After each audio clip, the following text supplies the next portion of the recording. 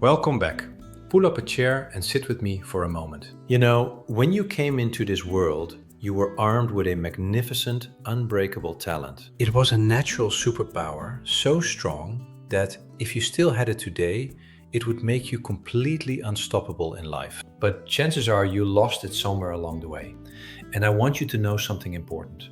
That isn't your fault. It is merely our fault as parents, as educators, and as a society in general.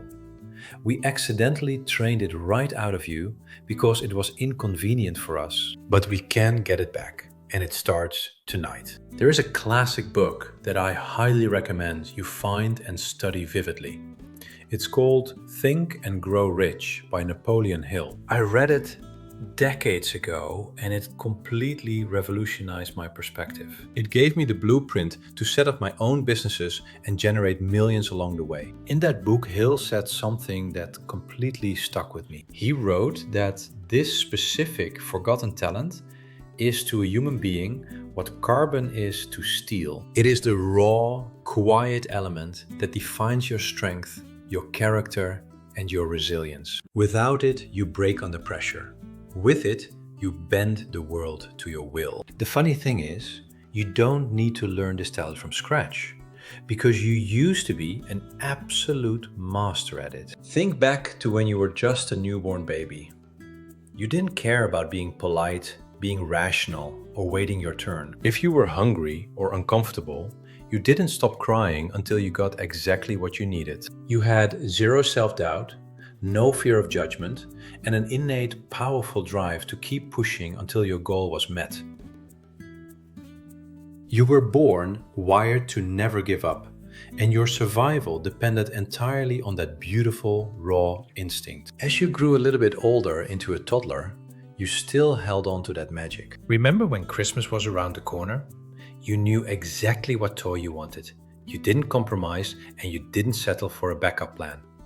You would ask your parents for it every single day, over and over, just to ensure that Santa Claus didn't make a mistake on the big night. You had absolutely no fear of being annoying or being too demanding.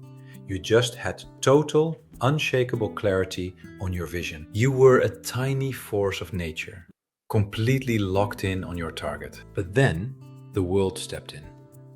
Growing up happened. Year after year, education and society started teaching you to be, quote, rational. You were told to sit still, keep your head down, play it safe, and accept the idea that you simply can't have it all. To fit in and keep the peace, you slowly started shrinking your desires. And that is exactly when you lost that marvelous, instinctual talent bit by bit. You let go of your persistence. But I'm here to tell you that it didn't die. It's just buried under years of social conditioning, waiting for you to wake it up. Look at the world we are living in right now. Opportunities fly past your screen at blinding speed, and one overnight success story follows another on your feed.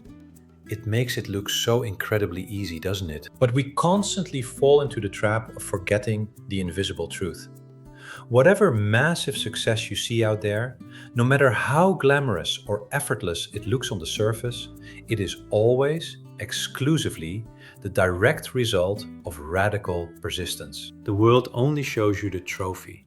It never shows you the years spent bleeding in the dark to get it. It doesn't matter what area of life you're trying to fix right now, whether you are chasing financial freedom and building a business, cultivating a deeply loving relationship that stands the test of time, or sculpting a healthy, fit body, it never sprouts from luck. It sprouts entirely from this one heavily underestimated talent: persistence. It is the quiet ability to hold the line and keep showing up long after the initial excitement has faded away. So let's stop talking about the problem. Let's talk about how we can start sharpening that muscle together tonight. Years ago, when I was struggling and losing my way, one of my mentors taught me a simple, powerful exercise to rebuild my focus and persistence from the ground up.